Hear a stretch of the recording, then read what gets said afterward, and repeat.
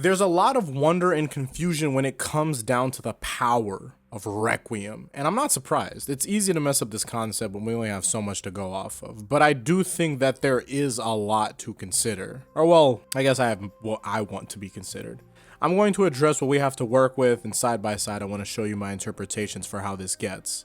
Well, firstly, to understand Requiem, we must understand the stand arrow. Well, what is the stand arrow? Our story begins approximately 50,000 years ago. It really doesn't matter where you're at in JoJo, but yeah, around like 50,000 years ago. A meteor crash landed in the desolate reaches of Greenland.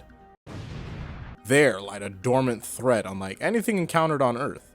But several hundreds of years later, before the discovery of, like modern scientists, an individual driven by, let's say, an insatiable desire for godlike power had discovered the meteorite. And with the fragments of the meteorite, he crafted them into the arrows. As for the power imbued into those arrows, there had been a discovery of a virus in the meteorite. These scientists in 1978 had assessed that it had the power to eradicate human life entirely. But those that were alive after coming into contact with said virus not only survived, but gained supernatural abilities, granting them the stands, and the people becoming stand users. Now, the thing is, it doesn't necessarily just have to stop there. Some users can get pierced a second time, and depending on the time you're looking at, you're gonna get different results. See, Yoshikage Kira had been pierced accidentally in Diamond is Unbreakable. This is after already having a stand. But, accident? Well, why is that? We see the arrow moves on its own. And even in the manga, it still holds the same. This is consistent. The arrow itself had acted and had gravitated towards Yoshikage, which helped grant him a third bomb for his stand, Killer Queen. That new bomb being Bites the Dust.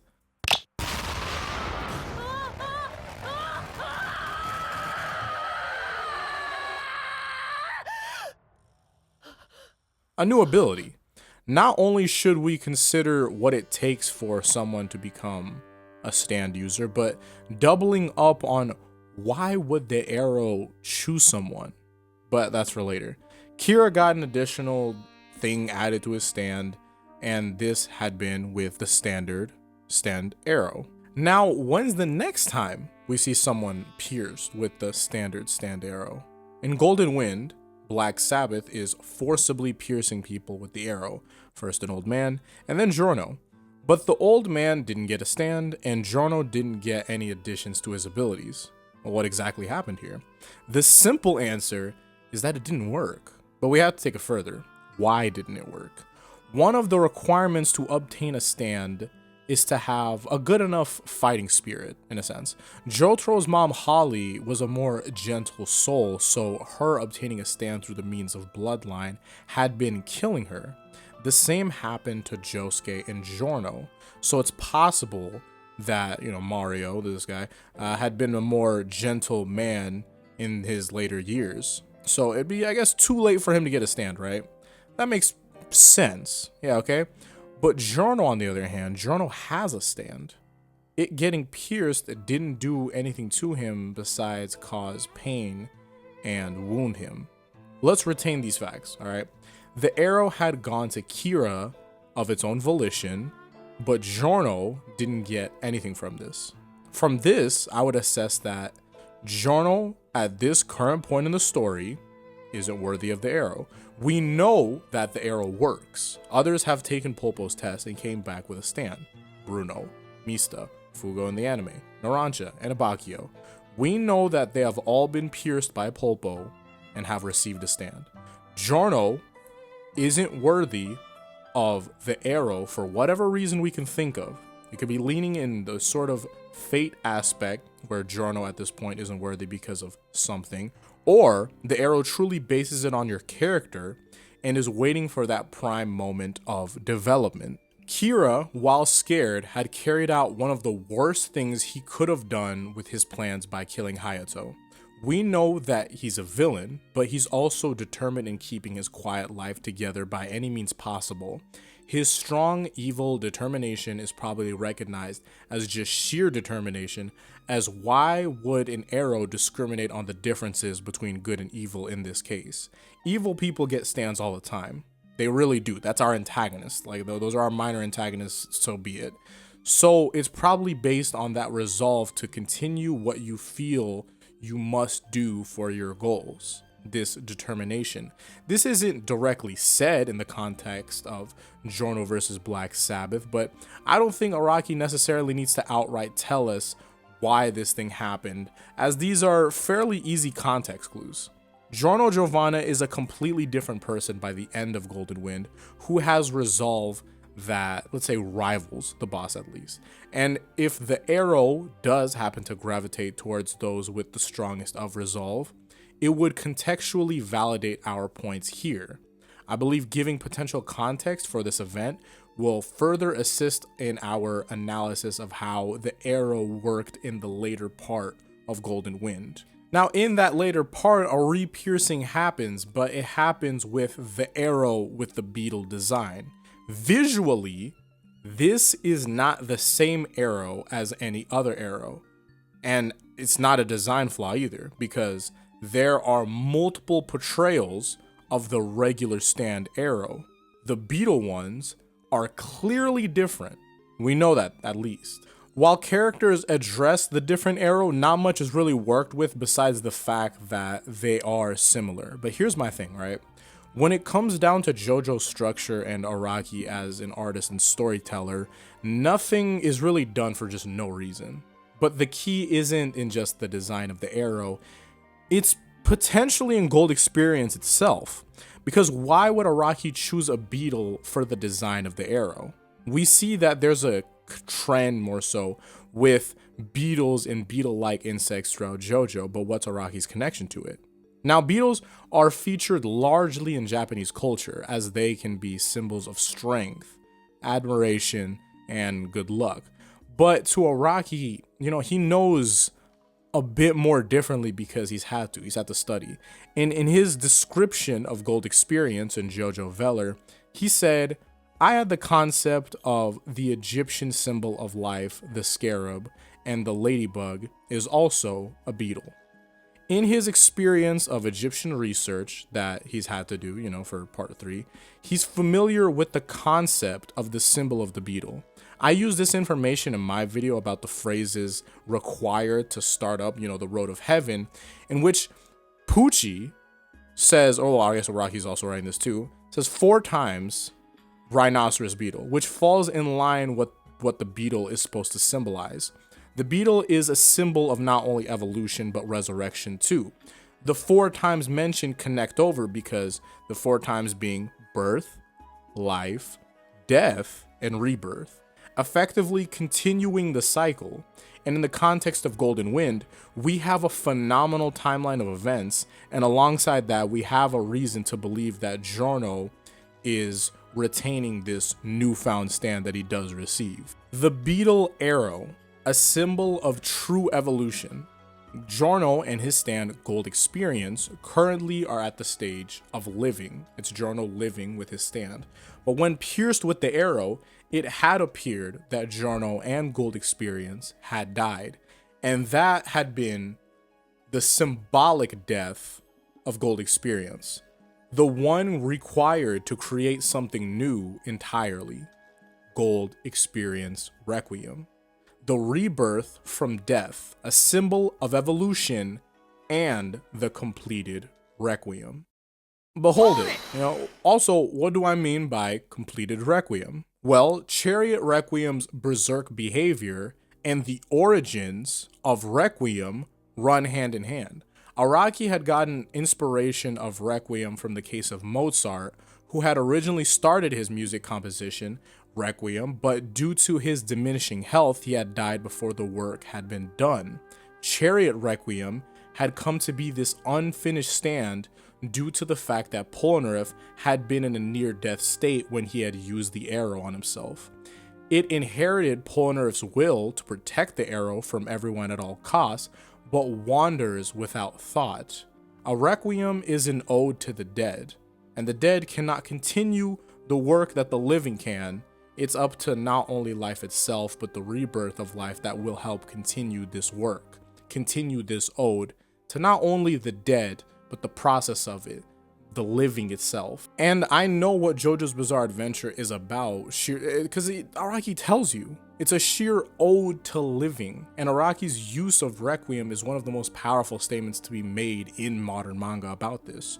Giorno at the beginning was not worthy of a secondary ability to his stand. No, he holds desire and has the resolve to see his stuff throughout, but he hasn't experienced enough yet for him to be worthy of such power.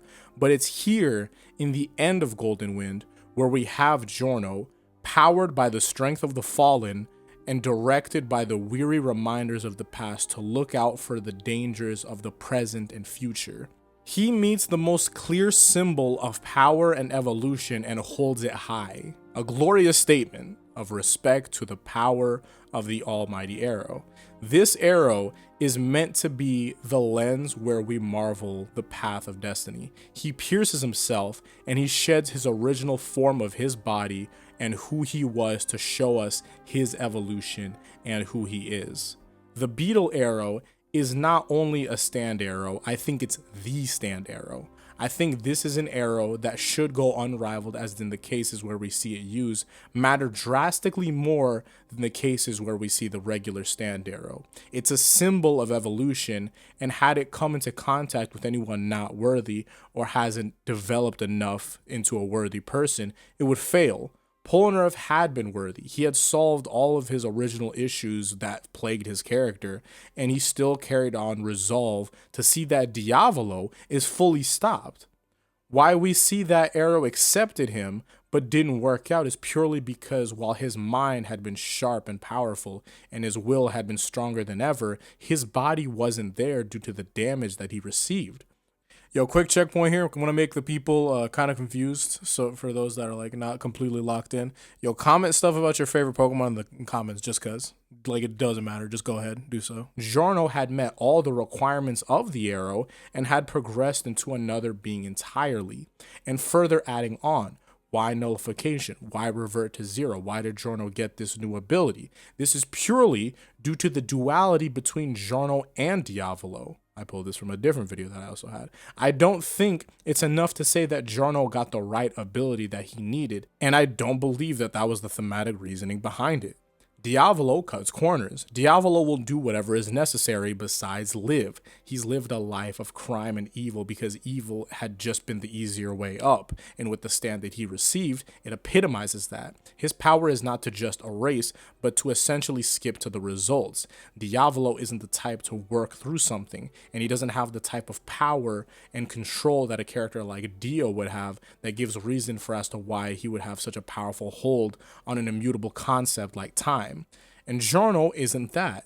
If Giorno had lived a life of manipulation, murder, and crime, and he could have just schemed his way up to a certain point, but, you know, if it had been a battle of evils at the end, Diavolo would win through just sheer scale.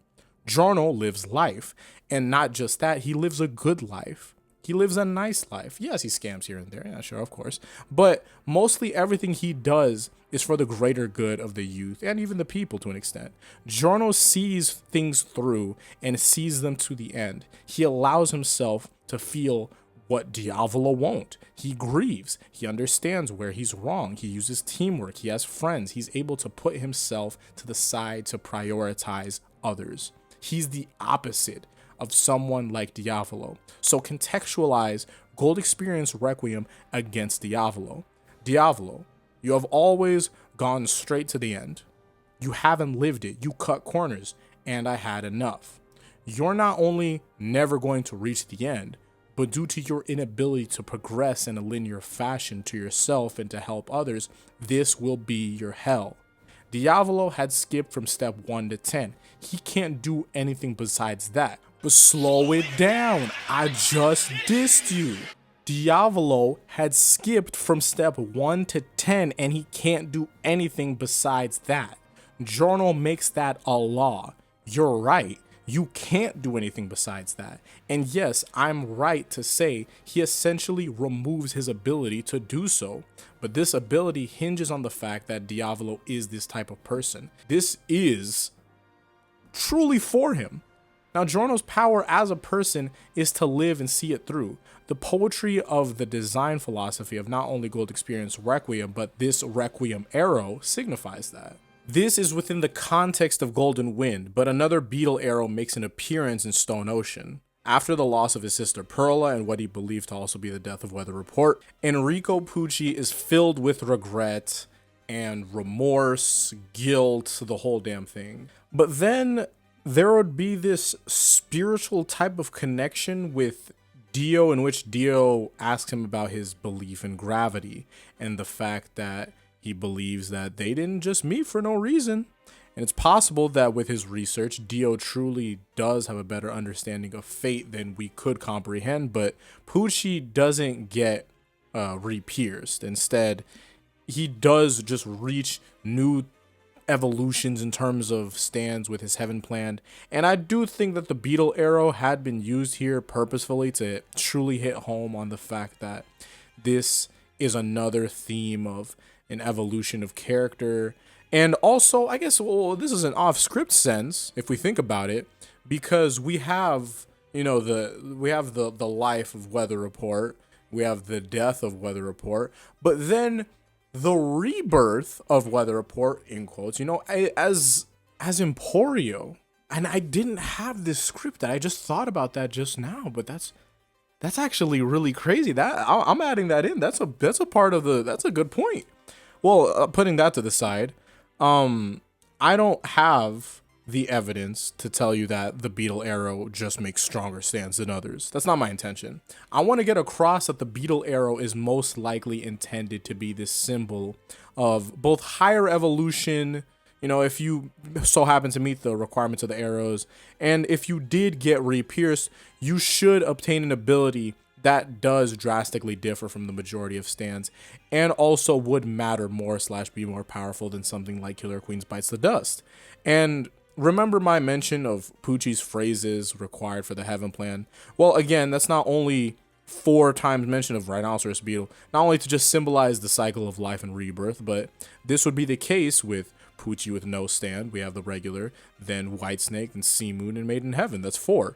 This is less about the arrow in specific, but I'm hoping that this is hitting home on this beetle symbolism in JoJo to be of strength, evolution, and the cycle of life and rebirth. Another off-script thing, think about the cases where we're using this beetle arrow, besides obviously the fact Polnareff, but we're having Enrico Pucci, connection with Dio, and then Giorno, connection with Dio, which is very shocking because if we were to have more beetle symbolism in the case of Dio, it wouldn't even be that crazy because Dio is a character that is constantly, like, he's rebirthed into something entirely different, like twice, being first as a vampire and then as a stand user. Then we also get Dio's bone with Green Baby, and like it's a lot. Like, this is a lot of symbolism that's out here in front of us on the table, and would be ridiculous to not pick up on this. But yeah, let's push that to the side, right? You don't have to believe this is fact. Of course not. You don't. But considering that we're not going to get any information about this anytime soon, and we're most likely going to be focused on, like, you know, part 9 and stuff like that, and maybe sometimes people will ask Araki questions in interviews about other previous parts, and he can probably recollect on some things, or maybe we get an art book with more information. That would be cool. But I'm just going to trust Araki's intensive design philosophy when it comes down to this. Now, when it comes down to the conceptual videos where I'll talk about what if this character got a Requiem version of their stand, I think in this terms of context, Requiem had been purely used for Giorno and is meant to be specific to the part of Golden Wind. I think if Pucci had been re-pierced by the beetle arrow, the stand wouldn't have gotten the Requiem label attributed to it, because Requiem, the name, is pulled from Polnareff's situation with Chariot Requiem, and there's times where you could just call it Chariot Requiem just Requiem, right? And we're pulling that off and adding that to Giorno because he finished the job. If we had this case with Pucci, it would probably be labeled something in context of the part. It wouldn't be called Requiem. But purely because of the scale and value we've seen from the Beetle Arrow, I do think it has a higher capacity to give you a more grand ability when re-pierced. And I do think it's done for thematic purposes. I just don't think that there's necessarily a science to it right now, because if there was a science to it, science, has to be backed, and you have to go through the whole theory about it for it to make the most sense as possible. So if I were to do something, like Magician's Red getting pierced by the Beetle Arrow this time, his ability he receives would most likely have to fall in line with his entire character and his current situation, because we do see that matters in both the case of Chariot Requiem and Gold Experience Requiem, because it's not just the current situation of the fight that they're fighting, but it's the fight that they've been fighting this entire part that they've been around for, and we can see me cover that, I'd say soon. I definitely want to do that video now, so I think after this video probably just do it. But that's all that I have here. I do have a lot more on the topic of Requiem, as I have had notes over the course of like 5-something years and written works that scale to at least an hour-long video or more. But it's a process, because a lot of notes doesn't mean a lot of good notes, and you have to clean this up and do a lot of stuff to make it make sense. It's a lot to work with, but I think that I can get it eventually out. There's no real rush for it. People aren't like, oh, but I do think as a creative output I should finish it, but there is a lot of stuff that I am working on at the same time. But that's how it be. Thank you all for watching. My birthday just passed, so you can say whatever you want about that. It's not really important. But hopefully I'll see you on the next one. Until then, peace out and Godspeed.